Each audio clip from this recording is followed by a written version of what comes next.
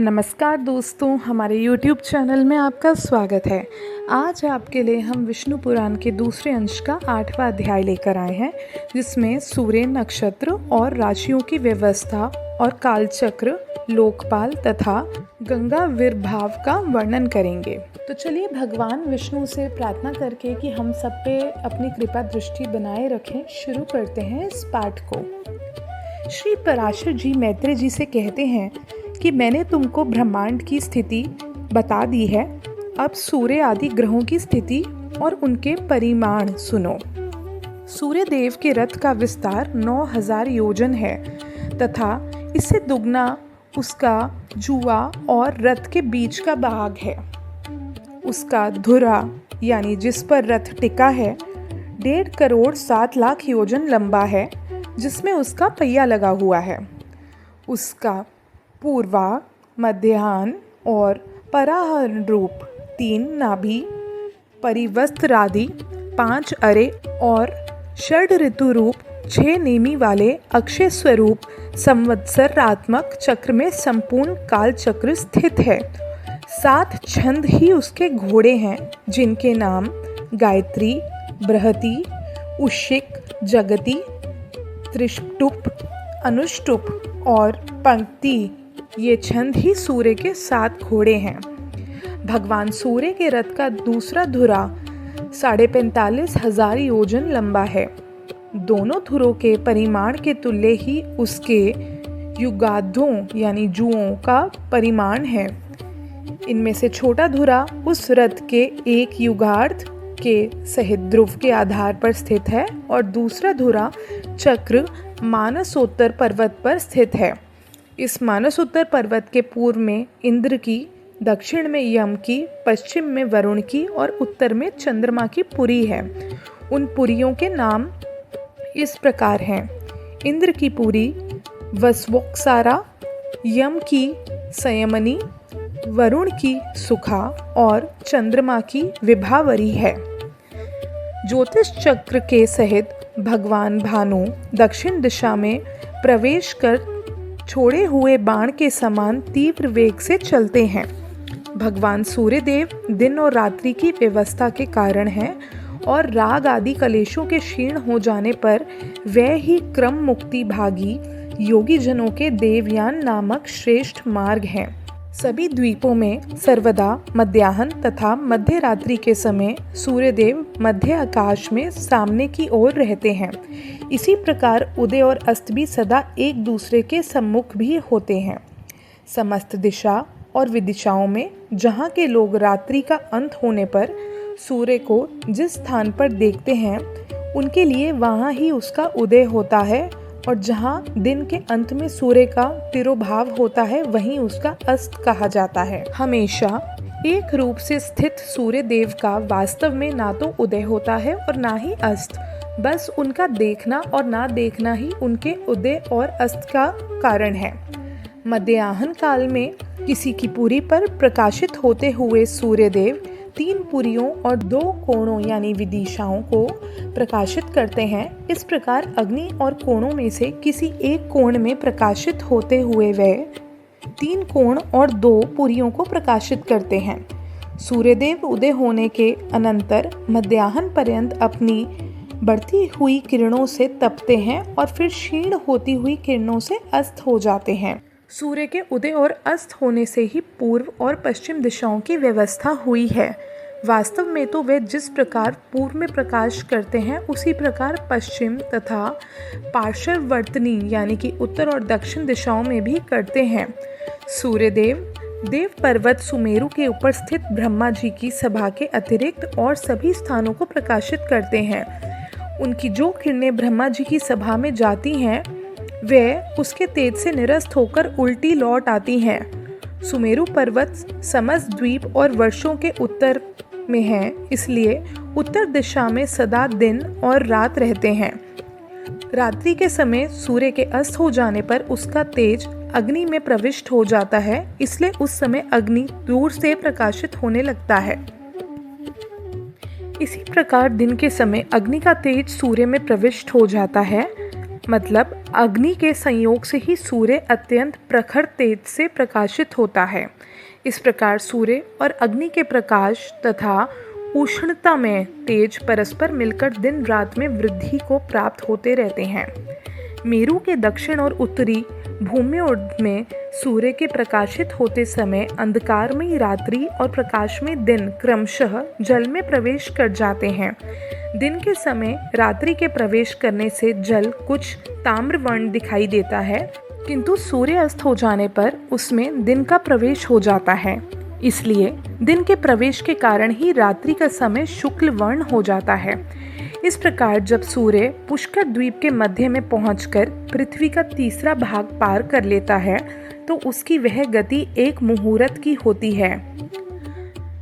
कुलाल चक्र यानी कुम्हार के चाक के सिरे पर घूमते हुए जीव के समान भ्रमण करता हुआ ये सूर्य पृथ्वी के 30 भागों को अतिक्रमण करने पर एक दिन रात्रि करता है। उत्तरायण के आरंभ में सूर्य सबसे पहले मकर राशि में जाता है।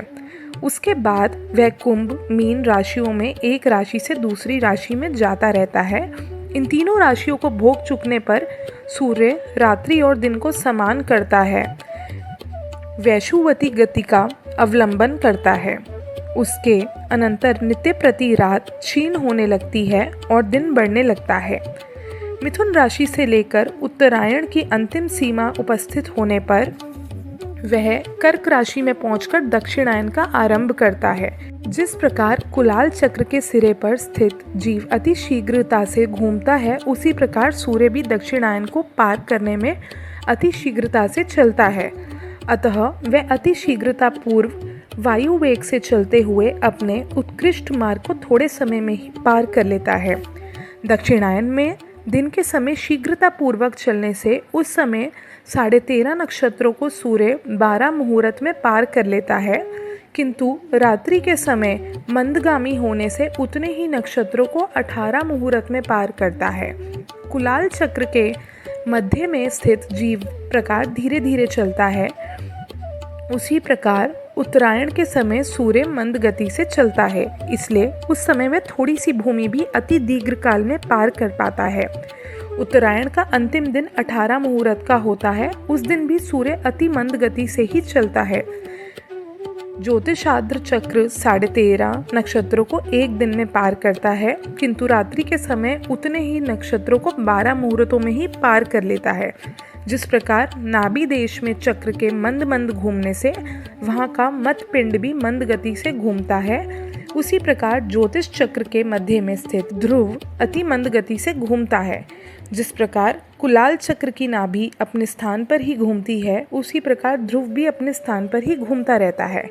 इस प्रकार उत्तर और दक्षिण सीमाओं के मध्य में मंडलाकार घूमते रहने से सूर्य की गति दिन अथवा रात्रि समय मंद और शीघ्र हो जाते हैं। जिस अयन में सूर्य की गति दिन के समय मंद होती है, उसमें रात्रि समय शीघ्र होती है, और जिस समय रात्रि काल में शीघ्र होती है, उस समय दिन में मंद हो जाती है।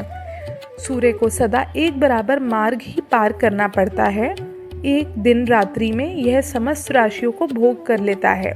सूर्य 6 राशियों को रात्रि के समय भोगता है और 6 को दिन के समय। राशियों के परिमाण अनुसार ही दिन का बढ़ना घटना होता है तथा रात्रि की लघुता दीर्घता भी इसी परिमाण से होती है। राशियों के भोग अनुसार ही दिन अथवा रात्रि की लघुता अथवा दीर्घता यानी छोटे या बड़े होते हैं। उत्तरायण में सूर्य की गति रात्रि काल में शीघ्र होती है और दिन में मंद। दक्षिणायन में इसके विपरीत होती है। रात्रि को उषा कहते हैं तथा दिन को प्रभात कहते हैं। इन उषा तथा प्रभात के बीच में समय को संध्या कहते हैं। इस अति दारुण और भयानक संध्या काल के उपस्थित होने पर मंदेहा नामक भयंकर राक्षसगण सूर्य को खाना चाहते हैं। उन राक्षसों को प्रजापति का यह शाप है कि उनका शरीर अक्षय रहकर भी मरण नित्य प्रति हो। अतः संध्या काल में उनको सूर्य से अति भीषण युद्ध होता है।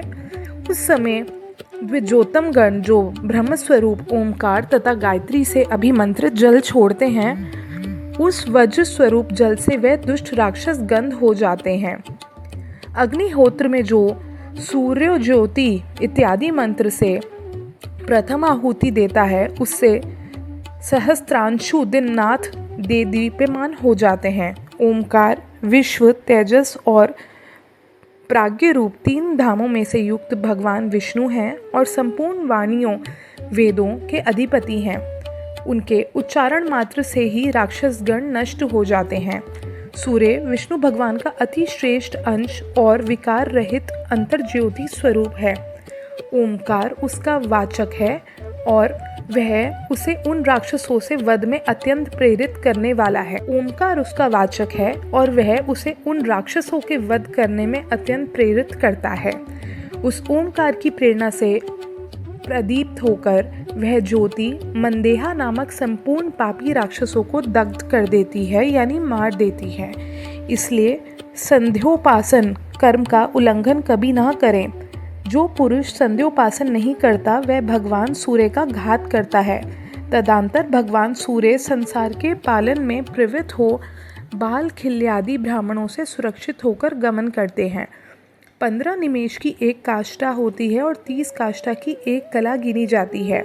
30 कलाओं का एक मुहूर्त, 30 मुहूर्त के एक संपूर्ण रात्रि दिन होते हैं। दिनों का ह्रास अथवा वृद्धि क्रमशः प्रातःकाल, मध्याह्न काल और दिवंसाशों के ह्रास वृद्धि के कारण होता है, किंतु दिनों के घटने पड़ते रहने पर भी संध्या सर्वदा समान भाव से एक मुहूर्त की ही होती है। उदय से लेकर सूर्य की 3 मुहूर्त की गति के काल को प्रातःकाल कहते हैं। यह संपूर्ण दिन का 5वां भाग होता है। इस प्रकार काल के अनंतर 3 मुहूर्त का समय संगव कहलाता है और संगव काल के पश्चात 3 मुहूर्त मध्याह्न काल से पीछे का समय अपराह्न कहलाता है। इस काल भाग को ही बुद्धजन 3 मुहूर्त का बताते हैं। अपराह्न बीतने पर सायाह्न आता है। इस प्रकार संपूर्ण दिन में 15 मुहूर्त और प्रत्येक दिवसांश में 3 मुहूर्त होते हैं। शरद और वसंत ऋतु के मध्य में सूर्य के तुला अथवा मेष राशि में जाने पर विषुव होता है। वैश्ववत दिवस 15 मुहूर्त का होता है, किंतु उत्तरायण और दक्षिणायन में क्रमशः उसके वृद्धि और ह्रास होने लगते हैं। इस प्रकार उत्तरायण में दिन रात्रि ग्रास करने लगता है और दक्षिणायन में रात्रि दिन का ग्रास करने लगता है। उस समय दिन और रात्रि समान हो जाते हैं जब विषुव होता है। सूर्य के कर्क राशि में उपस्थित होने पर दक्षिणायन कहा जाता है और उसके मकर राशि पर होने से उत्तरायण। मैंने जो 30 मुहूर्त एक रात्रि दिन कहे हैं, ऐसे 15 रात्रि दिवस का एक पक्ष कहलाता है। 2 पक्ष का एक महीना यानी 1 मास, 2 सौर मास की एक ऋतु और 3 ऋतु का एक अयन होता है तथा 2 अयन का मिलाकर 1 वर्ष होता है।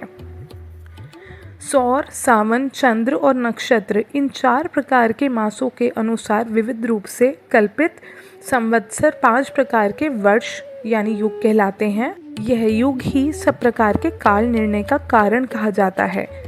उनमें पहला संवत्सर, दूसरा परिवत्सर, तीसरा इद्वत्सर, चौथा अनुवत्सर और 5वां वत्सर यह काल युग नाम से विख्यात हैं।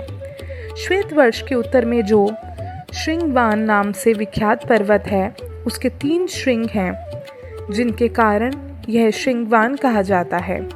उनमें से एक श्रृंग उत्तर में, एक दक्षिण में, एक मध्य में। मध्य श्रृंग ही वैश्ववत है। शरद और वसंत ऋतु के मध्य में सूर्य इस वैश्ववत श्रृंगवत पर आते हैं। मेष अथवा तुला राशि के आरंभ में सूर्यदेव विषुवत रेखा पर स्थित होकर दिन रात्रि को एक समान परिमाण कर देते हैं। उस समय ये दोनों 15-15 मुहूर्त के होते हैं। जिस समय सूर्य कृतिका नक्षत्र के प्रथम भाग अर्थात मेष राशि के अंत में तथा चंद्रमा निश्चय ही विशाखा के चतुर्थांश यानी वृश्चिक के आरंभ में हो, अथवा जिस समय सूर्य विशाखा के तृतीय भाग अथवा तुला के अंतिम अंश को भोग रहा हो और चंद्रमा कृतिका के प्रथम भाग अर्थात मेषांत में स्थित जाने पर यह विषुव नामक अति पवित्र काल माना जाता है।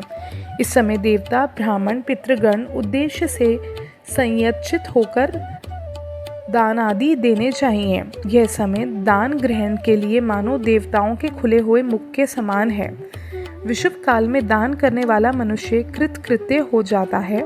याग आदि के काल निर्णय के लिए दिन रात्रि, पक्ष, कला, काष्ठा, क्षण आदि विषय भली प्रकार जानना चाहिए। राका और अनुमति 2 प्रकार की पूर्णमासी तथा सिनिविली और कुहू 2 प्रकार की अमावस्या होती हैं। माघ, फाल्गुन, चैत्र, विशाख, ज्येष्ठ, आषाढ़ ये 6 मास उत्तरायण के होते हैं और श्रवण, भाद्र, अश्विन, कार्तिक, अगहन, पौष ये 6 दक्षिणायन के होते हैं। मैंने पहले तुमसे जिस लोकालोक पर्वत का वर्णन किया था उसी पर 4 व्रतशील लोकपाल निवास करते हैं। सुधुमा, कर्दम के पुत्र शंखपाद और हिरण्यम रोमा तथा केतुमान जो अगस्त्य के उत्तर और अजीविथि के दक्षिण में वैश्वानर मार्ग के भिन्न मार्ग हैं, वही प्रत्याहन पथ हैं। उस पितृयायन मार्ग में महात्मा मुनिजन रहते हैं। जो लोग अग्निहोत्री होकर प्राणियों की उत्पत्ति से आरंभक ब्रह्मा यानी वेद की स्तुति करते हुए यज्ञ अनुष्ठान के लिए उद्यत हो कर्म का आरंभ करते हैं, वह पितृयायन उनका दक्षिण मार्ग है। वे युग युगांतर में विच्छिन्न हुए वैदिक धर्म के संतान तपस्या, वर्ण आश्रम मर्यादा और विविध शास्त्रों के द्वारा पुनः स्थापना करते रहते हैं। पूर्वतन धर्म पर्वत ही अपनी उत्तरकालीन संतान के यहाँ उत्पन्न होते हैं और फिर उत्तरकालीन धर्म प्रचारक गण अपने यहाँ संतान रूप से उत्पन्न हुए अपने पितृगण के कुलों में जन्म लेते हैं। इस प्रकार वे व्रतशील महर्षि गण चंद्रमा और तारागण की स्थिति पर्यंत सूर्य के दक्षिण मार्ग में पुनः पुनः आते रहते हैं। नागवीथी के उत्तर और सप्तऋषियों के दक्षिण में जो सूर्य का उत्तरी मार्ग है उसे देवयान मार्ग कहते हैं। उसमें जो प्रसिद्ध निर्मल स्वभाव और जितेंद्रिय ब्रह्मचारीगण निवास करते हैं वे संतान की इच्छा नहीं करते, अतः उन्होंने मृत्यु को जीत लिया है। सूर्य के उत्तर मार्ग में 80,000 उद्धृता मुनिगण प्रलय काल पर्यंत निवास करते हैं। उन्होंने लोभ के असंयोग, मैथुन के त्याग, इच्छा और द्वेष की अप्रवृत्ति, कर्म अनुष्ठान के त्याग, काम वासना के असंयोग और शब्द आदि विषयों के दोष दर्शन इत्यादि कारणों से शुद्ध चित होकर अमरता को प्राप्त कर लिया है। भूतों के प्रलय पर्यंत स्थिर रहने को ही अमरता कहते हैं। ब्रह्म हत्या और अश्वमेध यज्ञ से जो पाप और पुण्य होते हैं उनका फल प्रलय पर्यंत कहा जाता है। जितने प्रदेश में ध्रुव स्थित हैं, पृथ्वी से लेकर उस प्रदेश पर्यंत संपूर्ण देश प्रलय काल में नष्ट हो जाता है। सप्तऋषियों से उत्तर दिशा में ऊपर की ओर जहाँ ध्रुव स्थित है वह अति तेजो में स्थान ही आकाश में विष्णु भगवान का तीसरा दिव्य धाम है। पुण्य पाप के क्षीण हो जाने पर दोष पंक शून्य संयत आत्मा मुनिजनों का यही परम स्थान है। पाप पुण्य के निवृत्त हो जाने पर और देह प्राप्ति के संपूर्ण कारणों के नष्ट हो जाने पर प्राणीगण जिस स्थान पर जाकर फिर शोक नहीं करते वह भगवान विष्णु का परम पद है। जहाँ भगवान की समान ऐश्वर्यता से प्राप्त होकर योग द्वारा सतेज होकर धर्म और ध्रुव आदि लोग साक्षीगण निवास करते हैं वह भगवान विष्णु का परम पद है। जिसमें यह भूत भविष्य वर्तमान चराचर जगत ओतप्रोत हो रहा है वह भगवान विष्णु का परम पद है। जो तल्लीन योगजनों का आकाश मंडल में देदीप्यमान सूर्य समान सबके प्रकाश रूप से प्रतीत होता है तथा जिसके विवेक ज्ञान से ही प्रत्यक्ष होता है वह भगवान विष्णु का परम पद है। इस विष्णु पद में ही सबके आधारभूत परम तेजस्वी ध्रुव स्थित हैं तथा ध्रुव जी में समस्त नक्षत्र, नक्षत्रों में मेघ और मेघों में वृष्टि आश्रित है। हे महामुनि, उस वृष्टि से समस्त सृष्टि का पोषण और संपूर्ण देव मनुष्य आदि प्राणियों की पुष्टि होती है। तदंतर गौ आदि प्राणियों से उत्पन्न दुग्ध और घृत आदि आहुतियों से परितुष्ट अग्निदेव ही प्राणियों की स्थिति के लिए पुनः वशीकरण करते हैं। इस विष्णु पद से ही देवांगनाओं के अंगराग से पांडुरवर्ण हुई सी सर्व पाप हारिणी श्री गंगा जी उत्पन्न हुई हैं। विष्णु भगवान के वाम चरण कमल के अंगूठे के नख रूप स्रोत से निकली हुई उन गंगा जी को ध्रुव दिन रात अपने मस्तक पर धारण करता है। इस विष्णु पद से ही देवांगनाओं के अंगारन से पांडुरवर्ण हुई सी सर्व पाप हारिणी श्री गंगा जी उत्पन्न हुई। विष्णु भगवान के वाम चरण कमल के अंगूठे के नख स्वरूप स्रोत से निकली हुई उन गंगा जी को ध्रुव दिन रात अपने मस्तक पर धारण करता है। उसके बाद जल में खड़े होकर प्राणायाम प्राणायाम सप्तऋषिगण उनके मंत्र का जाप करते हैं तथा उनके विस्तृत जल समूह से आप्लवित होकर चंद्रमंडल क्षय के अनंतर पुनः पहले से भी अधिक कांति धारण करता है। वह श्री गंगा जी के चंद्रमंडल से निकलकर मेरू पर्वत के ऊपर गिरती है और संसार को पवित्र करने के लिए चारों दिशाओं में जाती है। चारों दिशाओं में जाने से एक ही सीता, अलकनंदा, चक्षु और भद्रा इन 4 भेदों वाली हो जाती है, जिसके अलकनंदा नामक दक्षिणीय भेद को भगवान शंकर ने अत्यंत प्रीतिपूर्वक 100 वर्ष से भी अधिक अपने मस्तक पर धारण किया था, जिसने श्री शंकर के जटा से निकलकर पापी सगर पुत्रों के अस्थि चूर्ण को खत्म करके उन्हें स्वर्ग में पहुंचा दिया था, जिसके जल में स्नान करने से शीघ्र ही समस्त पाप नष्ट हो जाते हैं और पुण्य की प्राप्ति होती है, जिसके प्रवाह में पुत्रों द्वारा पितरों के लिए श्रद्धापूर्वक किया हुआ एक दिन का भी तर्पण उन्हें 100 वर्ष तक दुर्लभ तृप्ति दे देता है, जिसके तट पर राजाओं ने महायज्ञों से यज्ञेश्वर भगवान पुरुषोत्तम का यजन करके यही लोक और स्वर्ग लोक के परम सिद्धि लाभ किया है, जिसके जल में स्नान करने से निष्पाप हुए यतिजनों ने भगवान केशव में चित्त लगाकर अति उत्तम निर्वाण पद प्राप्त किया, जो अपना श्रवण, इच्छा, दर्शन, स्पर्श, जलपान, स्नान और यशोगान करने से ही नित्य प्रति प्राणियों को पवित्र कर देती है, तथा जिसका गंगा गंगा ऐसा नाम 100 योजन की दूरी से भी उच्चारण किए जाने पर 3 जन्मों तक संचित पापों को नष्ट कर देता है। त्रिलोकी को पवित्र करने में समर्थ वे गंगा जिससे उत्पन्न हुई है, वही भगवान का तीसरा परम पद है। इस प्रकार श्री विष्णु भगवान के दूसरे अंश का 8वां अध्याय समाप्त होता है। 9वें अध्याय में हम ज्योतिष चक्र और शिशुमार्ग चक्र का वर्णन करेंगे। धन्यवाद।